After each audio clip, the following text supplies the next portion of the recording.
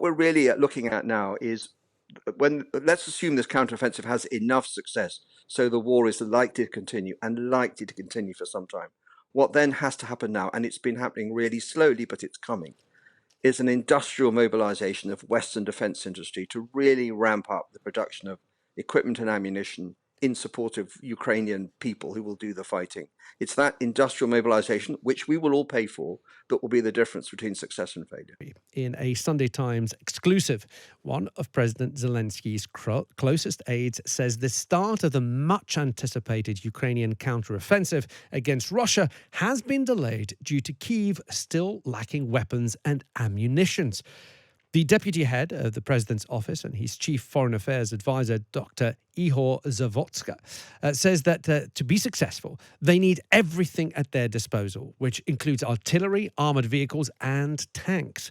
Now, speaking on Times Radio earlier, Christina Lamb, the Sunday Times chief foreign correspondent and author of this exclusive, says that the underlying reason for this mixed messaging is uncertain.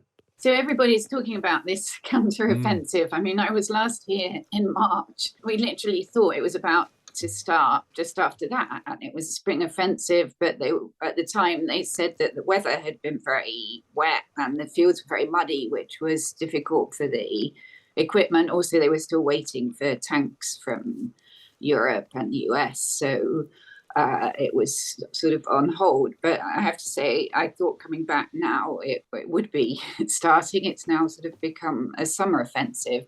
What's not clear is whether they're deliberately sort of putting out different messages so that to confuse Russia, or whether it still is not decided when it will happen. That was Christina Lamb, who broke the story in the Sunday Times, speaking to Times Radio earlier. I'm joined now by General Sir Richard Barrons, a former standing Joint Forces commander. General, welcome. Thank you for giving us your time. Good afternoon. What do you think is behind this latest revelation? We've been hearing so far of how much support Ukraine has been getting, not just from the UK, but the EU and predominantly from the USA. They still say that they are short on what they need to start their counteroffensive. So I think the first thing is to recognise that what we call the counter-offensive is it's a process. It's not an event like the FA Cup final. And this counter-offensive really started last summer with the appeals for more equipment, more ammunition and more training. So ever since then, Ukraine has been constructing what are thought to be at least 9 fresh brigades of people ready to go on the offensive, some but not all with NATO equipment, and many of them soldiers very inexperienced. They were civilians about a year ago. And the second point is because this counteroffensive, whenever it comes and however successful it is, it just cannot be big enough or powerful enough to end this war. There will still be Russia sitting on parts of Ukraine. And so they need stuff not just for the counteroffensive, but for what comes after the counteroffensive. And the third point is, if you're going to do something like this, and Russia knows as well as everybody else where it's coming, and Russia will have spent a lot of intelligence effort working out where they think it's most likely to come to reduce the element of surprise. And what we are certainly seeing now are the Ukraine leaders trying to create a sense of uncertainty about when, where and how this attack will occur, because that increases their chances of success. So part of this so-called uncertain or mixed messaging has to be the fact that you don't want to give too much away to the Russian side.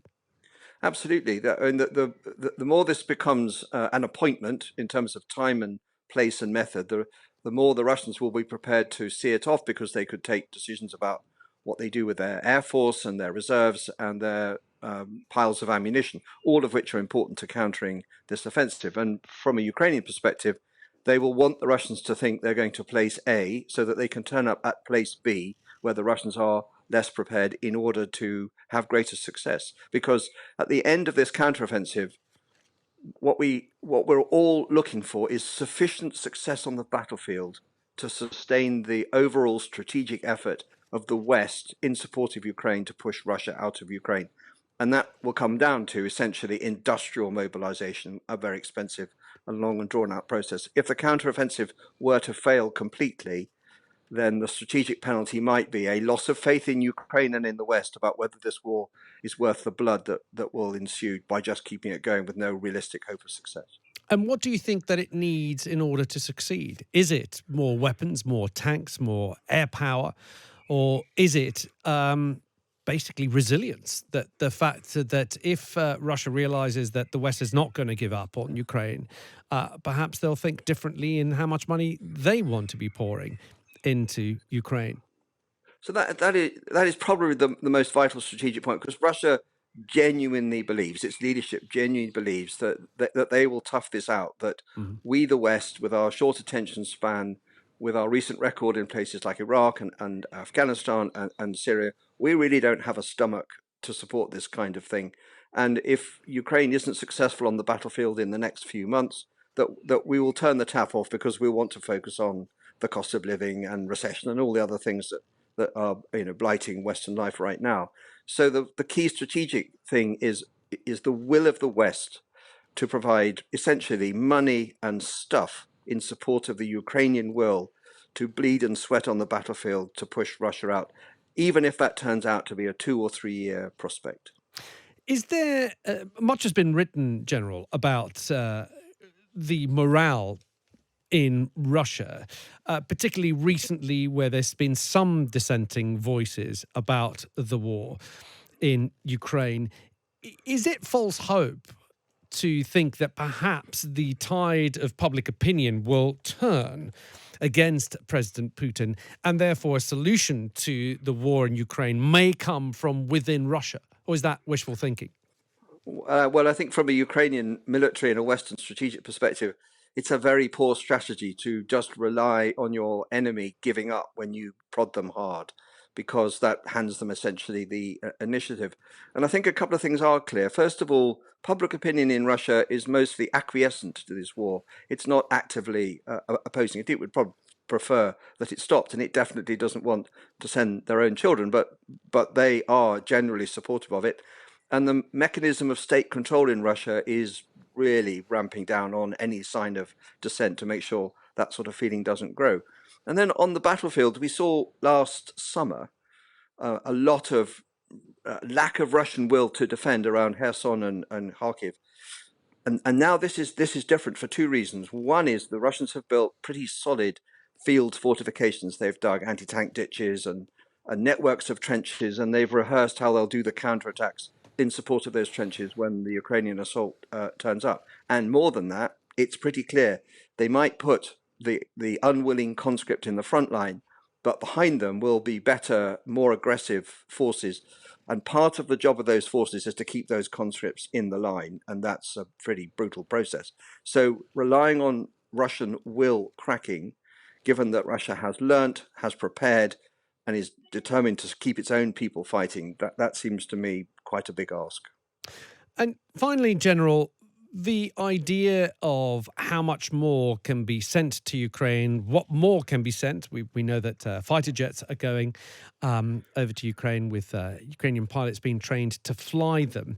Is there a tipping point? Remember at the beginning of this conflict, Russia had drawn the line onto what kind of weaponry we sent to Ukraine. In the beginning, we were just down to defensive weapons. Now we are sending offensive weapons.